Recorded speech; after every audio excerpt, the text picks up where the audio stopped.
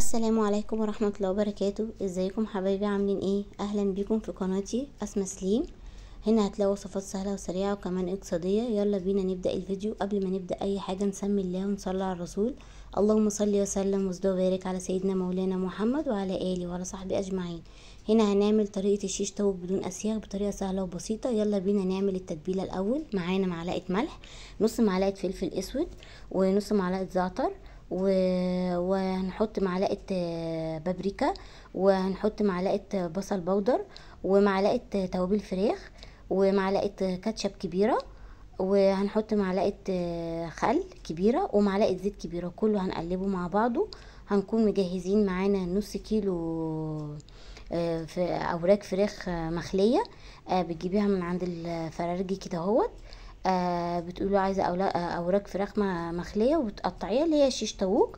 بتقطعيها وسط، ما تحاوليش تقطعيها كبير قوي عشان هتاخد منك سوا جامد، وما تقطعهاش صغير قوي عشان ما تنشفش منك. لا، زي ما انت شايفه كده تخليها وسط. تقطعي الكميه كلها. طبعا كل كميه حسب التتبيله اللي انت هتعمليها. يعني انا هنا عامله حوالي كيلو الا ربع فراخ، غسلاهم كويس طبعا، سايباهم متصفوا، واقطعهم زي ما انت شايفه كده معايا.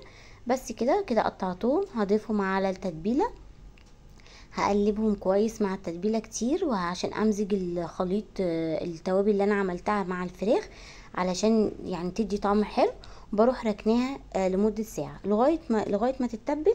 هكون جهزت معايا الخضار اللي انا هستخدمه في الوصفه. بس الشيش طاووق ده مختلف شويه، وهتلاقوا فيه تريكات جميله هتعجبك جدا. اول حاجه هنجيب هنا 2 حبتين بطاطس.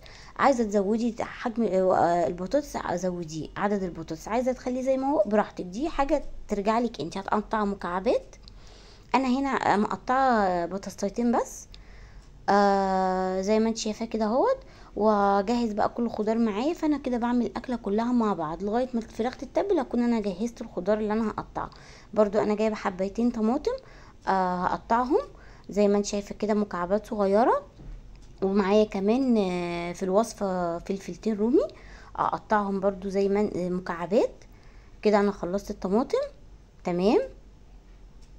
طبعا يعني ما لقيت فيها حاجه مش تمام، فروحت شايلاها.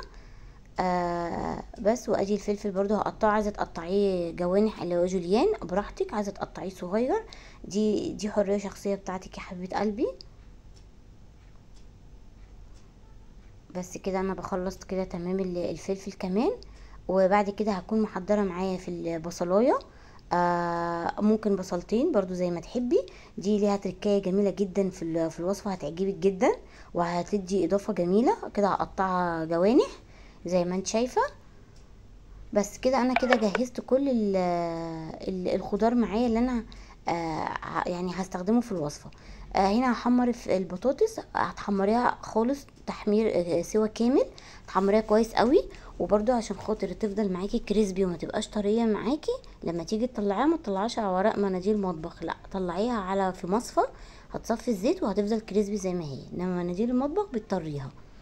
فاحنا محتاجينها تفضل كريسبي عشان لما تيجي تقلبيها مع الوصفه وتضيفيها للمكونات ما تطراش منك، لا تلاقيها زي ما هي صحيحه زي ما هي. هنا بقى اكون محضره صينيه تيفال، او لو متاح عندي جريلا هتسخنيها كويس جدا جدا جدا. مش هتضيفي اي ماده دهنيه خالص ادام هي تيفال او جريل، اللي هي ماده يعني صينيه غير لاصقه. انما لو مثلا صينيه المونيا لا، هتضيفي ماده دهنيه زيت وتسخنيها كويس.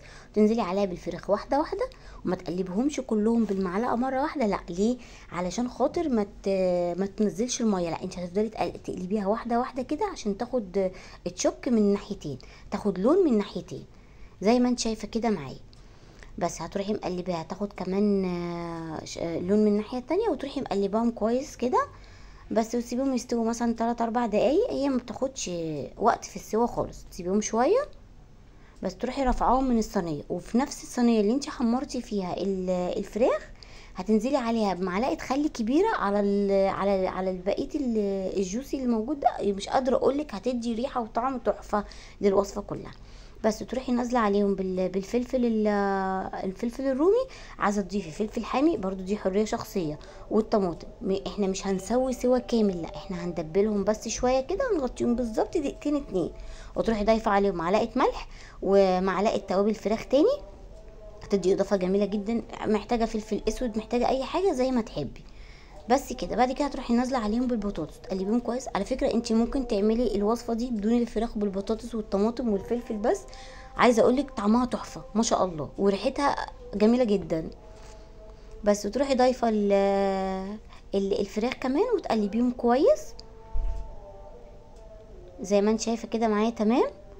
بس وهتروحي ضايفه عليهم البصل احنا مش هنسويه، احنا خلاص كده الوصفه كلها استوت. هنروحي طافيه النار، هتقلبي البصل وتنزلي عليهم ببقدونس مقطع صغنن، حزمه بقدونس مفرومه. بس كده وتروحي نازله عليهم وتروحي طافيه النار وتغطيها لغايه ما تحضري السفره بتاعتك والاطباق والحاجه. بس كده اكلتنا خلصت النهارده. وهتشوفي معايا في وقت التقديم كمان هتبقى شكلها جميل وشهي جدا وحاجه جديده وتغيير. زي ما انت شايفه كده انا كده حضرت معايا، هنزل بالوصفه. شوفي شكلها بقى جميل ازاي، انت لغايه دوبك غطيتي معاها بطاطس مستويه وزي ما هي، ما اتهرتش معايا في الاكله ولا حاجه، لا صحيحه زي ما هي. والبصل جميل دبل بسيط قوي بس مدي اضافه وطعم جميل ما شاء الله. بس كده حبايب قلبي، وكده بألف هنا وشفا. ولو وصلتي معايا لاخر الفيديو ما تنسيش اللايك ولا الشير، ولو اول مره تشوفوني في القناه فعلوا الجرس عشان يوصلكوا كل جديد. وان شاء الله هشوفكم المره الجايه في وصفه جديده مع أسماء سليم. بألف هنا حبايبي.